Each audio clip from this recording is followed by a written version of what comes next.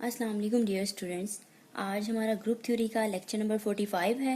Exercise 2.2 है, हमने start की हुई और उसमें हमने थ्योरम को डिस्कस करना है। थ्योरम देखते हैं, हम स्टडी करना है। थ्योरम की स्टेटमेंट पढ़ते हैं। Show that an infinite cyclic group has exactly two distinct generators. ठीक है, क्या मतलब हुआ स्टेटमेंट का? मैं फिर से रिपीट करती हूँ। शो दैट, हमने शो करना है an infinite cyclic group.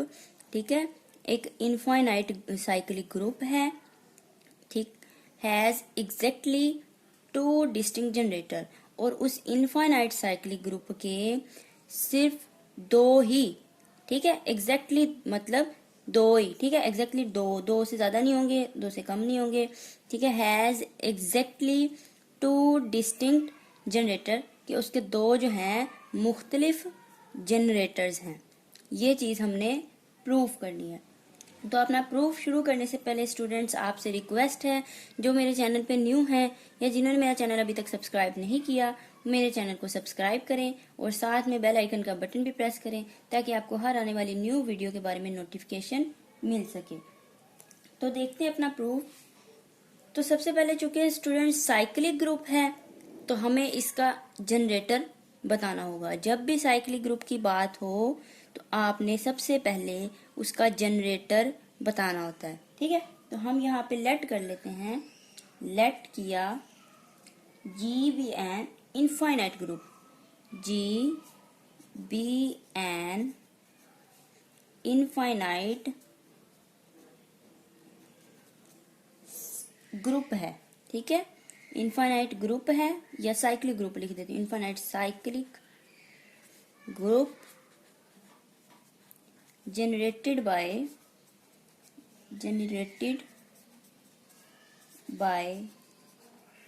A, और उसका जनरेटर क्या है? A है, ठीक है। अब स्टूडेंट्स, चूंकि इनफाइनाइट ग्रुप है, यहाँ पे आपने एक बात अगर आपको याद करवाती हूँ मैं, कि इनफाइनाइट है, हमने डेफिनेशन पढ़ी थी ऑर्डर की, ठीक है। जब हमारे पास कोई सेट, कोई ग्रुप इनफाइनाइट होता है, तो उस इनफाइनाइट ग्रुप का ऑर्डर भी इनफाइनाइट होता है, ठीक है।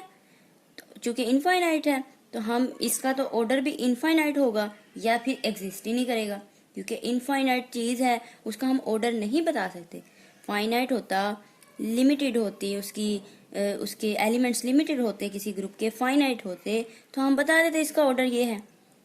पर ये तो इनफाइनाइट है, या तो इसका ऑर्डर एग्जिस्ट नहीं करेगा, और या फिर इनफाइनाइट का ऑर्डर इनफाइनाइट ही होता है, ठीक है। दो तरह से हम बात ये कह सकते हैं। तो अब देखिए, इस चीज को भी हम लिखते हैं। सो चूंकि ये इनफाइनाइट है, तो हम लिखेंगे सो द ऑर्डर ऑफ ए, ये जो ए है हमारे पास, इसका ऑर्डर क्या है? इज इनफाइनाइट है, ठीक है। और या फिर order of A does not exist ही नहीं करता, डज नॉट एग्जिस्ट, ठीक है स्टूडेंट्स। अब देखिए, अब हम लेट कर लेते हैं, कोई एलिमेंट हमने ले लिया, ग्रुप में से कोई एलिमेंट ले लेते हैं, ठीक है। अपने सेट में से एलिमेंट लेते हैं। लेट किया, एक्स ले लिया हमने जी में से, ठीक है। अगर एक्स इस जी का एलिमेंट है, तो जी का जनरेटर क्या है? ठीक है, जी के हर एलिमेंट को किससे जनरेट किया जा सकता है? ए से किया जा सकता है, ठीक है।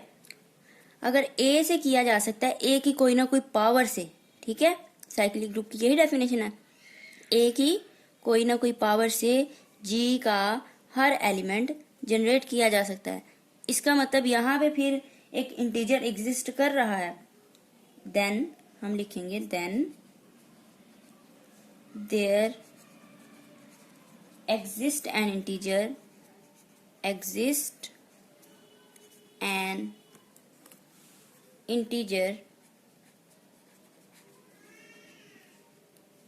m कह लेते हैं, कोई सा भी इंटीजर m, ठीक है, सच दैट इंटीजर एग्जिस्ट कर रहा है, सच दैट कि x हमारे पास a रेज m करने से आएगा, जनरेट हो जाएगा, क्योंकि डेफिनेशन है साइक्लिक ग्रुप की, जनरेटर a है तो a की कोई ना कोई पावर हमने कहा वो इंटीजर m है, ऐसा एग्जिस्ट कर रहा है, तो a रेज m करने से क्या आया, x आ गया।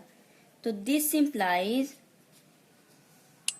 हम इसको ऐसे भी तो लिख सकते हैं a इनवर्स का इनवर्स, ठीक है स्टूडेंट, लिख सकते हैं, इनवर्स का इनवर्स लें तो वापस a ही आ जाएगा, ठीक है, तो a इनवर्स हम लिख सकते हैं। तो दैट शोज, इससे क्या रिजल्ट मिला स्टूडेंट्स, यहाँ से देखते हैं, गौर करते हैं, दैट शोज, इससे ये रिजल्ट मिल रहा है कि x का जो है, x हमारे पास ये जो x है, x can also be generate a inverse, ठीक है। हमने तो ऊपर कहा था कि जो g है उसका जनरेटर क्या है, उसका जनरेटर a है, a से उसको जनरेट किया गया g के हर एलिमेंट को, और उसमें से हमने एलिमेंट क्या ले लिया था, हमने फर्ज किया x ऐसा एलिमेंट है। लेकिन यहाँ पे शो हो रहा है कि x को तो हम a इनवर्स से भी जनरेट कर सकते हैं, इसका मतलब हुआ a इनवर्स एक और जनरेटर हो गया, ठीक है। तो इस बात को हम कैसे लिखेंगे, that shows x can also be generated by, can also be generated by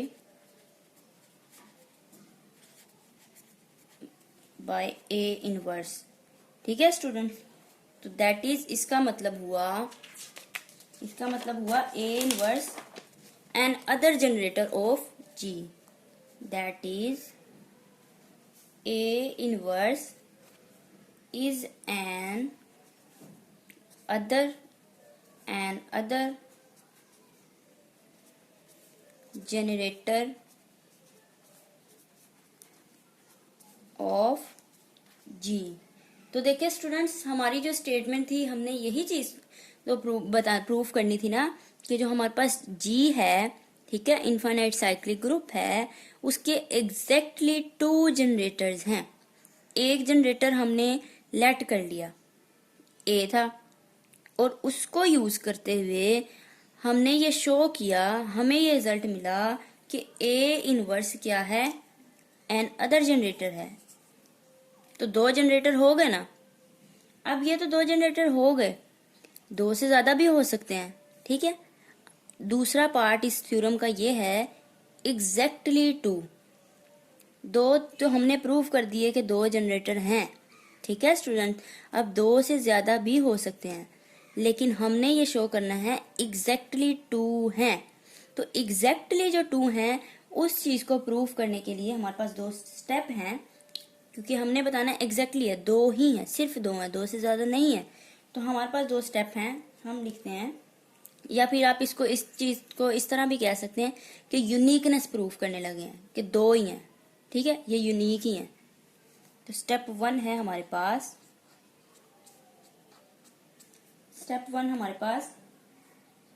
first we prove a और a इनवर्स क्या है, डिस्टिंक्ट है, यानी कि मैं बताती हूँ आपको। फर्स्ट वी प्रूव, हमने क्या प्रूव करना है, सबसे पहले a and a inverse are distinct,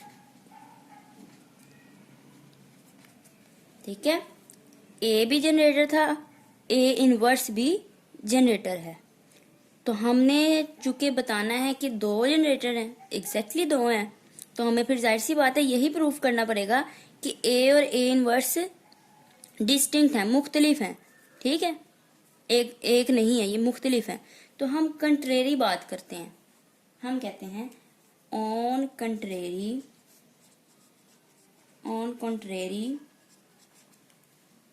हमने कह दिया कि a और a इनवर्स मुख्तलिफ नहीं है, सेम है, बराबर है। तो दिस सिंप्लाइज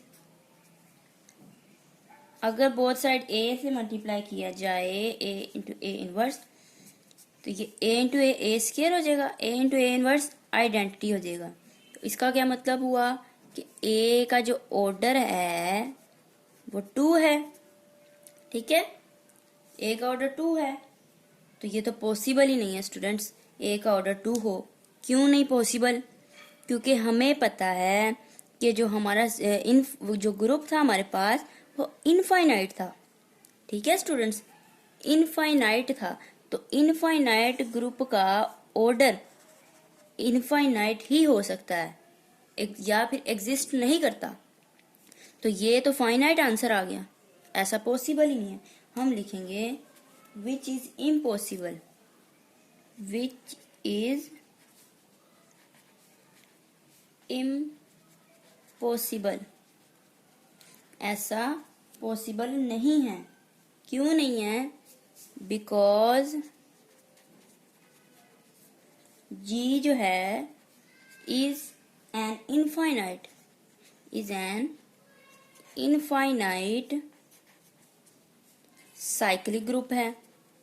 क्योंकि इनफाइनाइट है तो इसका ऑर्डर भी इनफाइनाइट ही होगा, ऑर्डर फाइनाइट आ ही नहीं सकता। तो इसका मतलब जो हमने सपोजिशन की थी, जो हमने कंट्रेरी कहा था हमने कहा था ए और ए इनवर्स बराबर हैं, वही तो गलत होगी, क्योंकि बराबर लेने से ऑर्डर फाइनाइट आ रहा है, फाइनाइट आ ही नहीं सकता, क्योंकि हमारे पास जो साइक्लिक ग्रुप था वो इनफाइनाइट था। तो इस वजह से ये प्रूव हो गया, हेंस क्या प्रूव हो गया? A and A inverse are distinct generators, are distinct, यानी कि ए और ए इनवर्स क्या हैं? मुख्तलिफ जनरेटर्स हैं, ठीक है स्टूडेंट्स। अब स्टेप नंबर 2 है हमारे पास स्टेप नंबर 2 में हम एक बार फिर से प्रूफ देखेंगे कि एग्जैक्टली 2 ही जनरेटर्स हैं कि नहीं, ठीक है। तो स्टेप 2 में हम लेट कर लेते हैं G has another generator A race के। फर्स्ट कर लिया कि ए रेस के G का कोई एक अदर क्या है? जनरेटर है। तो हम इस चीज को लिखते हैं let G has another generator, एक और जनरेटर है G का, और हमने फर्स्ट कर लिया वो कौन सा है? ए रेस के है। अगर ए रेस के जनरेटर है तो हमें पता है ए रेस की के की कोई ना कोई पावर लेने से G का एलिमेंट बनेगा। तो इसका मतलब है कि यहाँ पे कोई इंटीजर भी एग्जिस्ट कर रहा है। Then there exist an integer exist कर रहा है n सच दैट कि ए रेस के की पावर n लेने से G का एलिमेंट जनरेट होता है, ठीक है। G का एलिमेंट हमने कौन सा लिया था? A लिया हुआ है, ठीक है। दिस इम्प्लाइज अगर A इनवर्स से बोथ साइड मल्टीप्लाई कर दें, ए रेस के और ये n, अब के और n आपस में पावर क्या होगी? मल्टीप्लाई हो जाएगी, और बोथ साइड इनवर्स से मल्टीप्लाई कर दिया, a इंटू ए इनवर्स, ठीक है। और दिस इम्प्लाइज ये बेसिस सेम है, पावर ऐड हो जाएंगी, ए रेस के इंटू n माइनस 1, और यहाँ पे क्या आ गया? a into A inverse identity. तो this implies order of a क्या हुआ? k इंटू n माइनस 1, ठीक है। अगेन स्टूडेंट्स देखिए वही चीज आ गई कि a का ऑर्डर क्या आ रहा है हमारे पास? फाइनाइट ऑर्डर आ रहा है, जो कि पॉसिबल ही नहीं है, क्योंकि हमारे पास G जो है वो इनफाइनाइट है, इनफाइनाइट साइक्लिक ग्रुप है। तो इनफाइनाइट का ऑर्डर फाइनाइट नहीं आ सकता। अगेन वही चीज़ आ गई। तो यहाँ पे आप लोग खुद लिख लीजिएगा विच इज़ इम्पॉसिबल, जो भी रीज़न है इसकी जो मैंने आपको बताई और पीछे लिखी भी है, विच इज़ इम्पॉसिबल, और ये आप आगे कंप्लीट कीजिएगा। इम्पॉसिबल नहीं है, क्यों नहीं है? क्योंकि इसका जी जो है हमारे पास इनफाइनाइट है।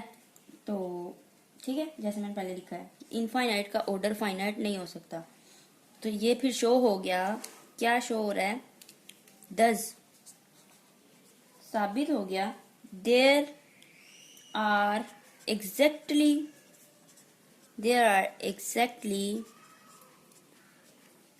two distinct generators, two distinct generators। तो ये था स्टूडेंट्स आज का हमारा लेक्चर। हमने उसमें एक्सरसाइज 2.2 में इम्पोर्टेंट थ्योरम को डिस्कस किया है। होप सो आप लोगों को समझ आ गया होगा। अगर मज़ीद आपको कुछ पूछना है तो कमेंट सेक्शन में कमेंट करके पूछ सकते हैं, और मेरी वीडियो पसंद आए तो मेरे वीडियो को शेयर करना ना भूलिएगा, और साथ ही मेरे चैनल को सब्सक्राइब लाजमी कीजिएगा। तो इंशाल्लाह अपनी नेक्स्ट वीडियो के साथ मिलते हैं। अल्लाह हाफिज़।